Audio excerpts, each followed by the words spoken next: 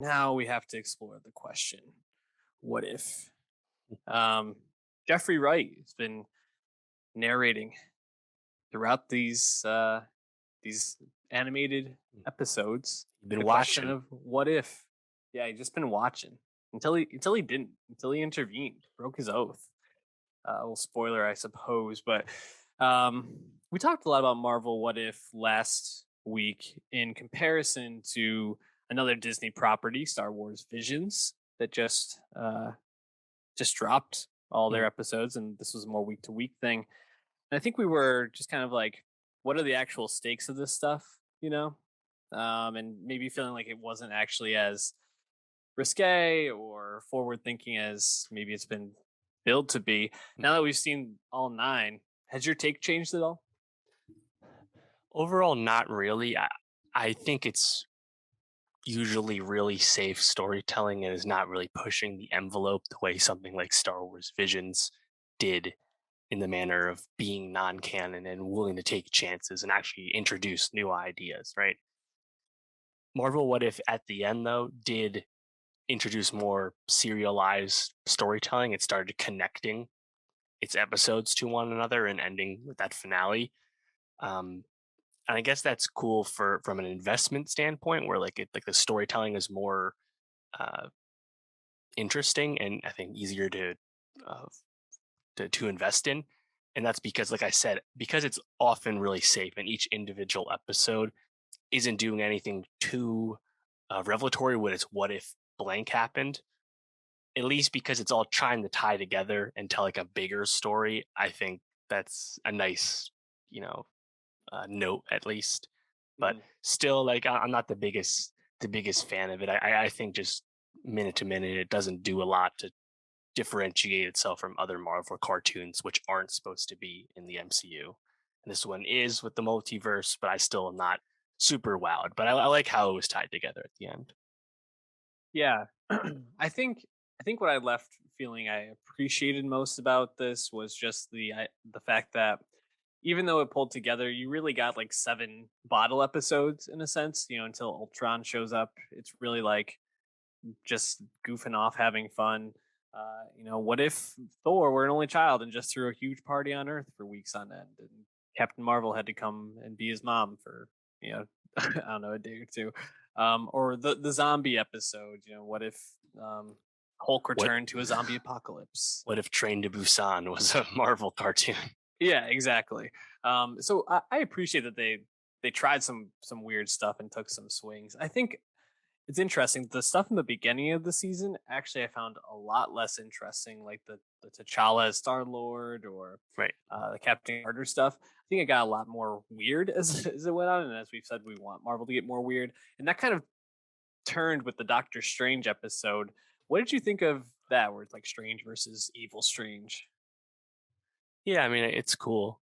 Don't get me wrong. Hmm. I guess my hang up when I say they don't take a swing is I think thematically it's still all is very Marvel, very familiar, Hmm. and it's like even if like the plot, what if the plot, like you said, zombies happen? It's like, oh yeah, well that's on its face sounds radical, but like it's still just kind of a normal Marvel story. So Yeah. yeah, you're right though that it definitely turns, and I think the Ultron episode in particular, like the major Ultron episode, was a big highlight for a lot of people.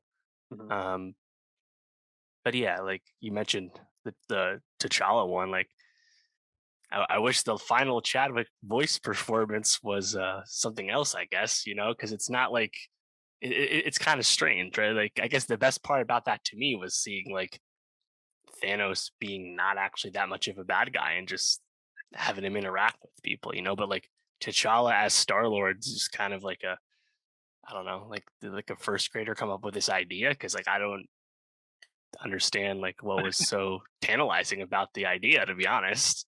Yeah. You mentioned Thanos. He gets murked like a couple times in this, just like super easily. Just Right. like Ultron just slices him in half immediately. I was like, blown away by that. But I also um I also think that Marvel. I mean, I guess I brought up the Strange one because we're doing Doctor Strange into the multiverse. Um, very excited to see what comes of that. I think that this is like the first taste of what we could potentially see. Obviously, not like Strange versus Evil Strange, but just like the weirdness of like the the world of Doctor Strange and the potential evils of it, as well as the light side of it and that balance. Very Star Wars, I guess. Now I'm saying out loud, but I also just think that Marvel maybe overestimated the impact that these on-screen deaths of these superheroes that we've seen be invincible up and I guess until Tony Stark in Endgame would have. Whereas when you see Tony Stark get killed like seven different ways in this series, you're just kind of like, okay, this doesn't really hit that Right. much. The first time when all the heroes are killed, it's a little bit like, oh, that's actually pretty interesting. But I don't know, pretty quickly, I think that lost its muster. What about Yeah. for you?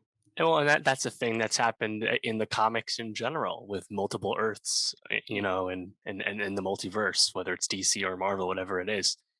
It's hard to maintain stakes, yeah. especially like this, where like this isn't like some grand crossover, at least not until the very end, right? So like episode to episode, it's like hard to care too much beyond just being generally entertained, you know, Yep.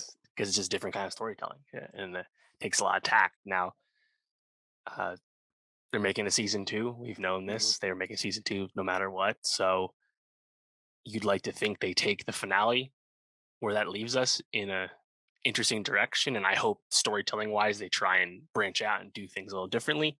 But uh, I don't know. I feel like this kind of like chapter by chapter thing is going to stick around. Do you think there's any chance we see the Watcher, Jeffrey Wright, in the live action movies?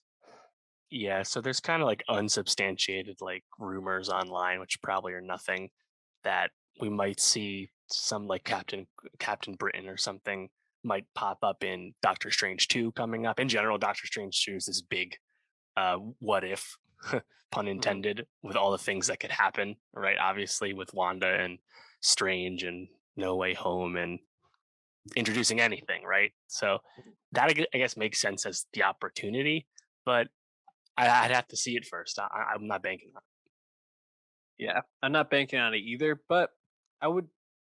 I had to like put odds on it. I'd say that there's like a 40% chance that they do something like that. I don't know. I mean, they did put Kang the Conqueror's on-screen debut on a show Yeah. when Loki. Didn't see that coming, so I wouldn't put anything past them. But animated is also, I feel like, another step to Mhm. take animated into live action. They do Yeah. it. They do it at Lucasfilm, but will they do it with Marvel? TBD. TBD for sure.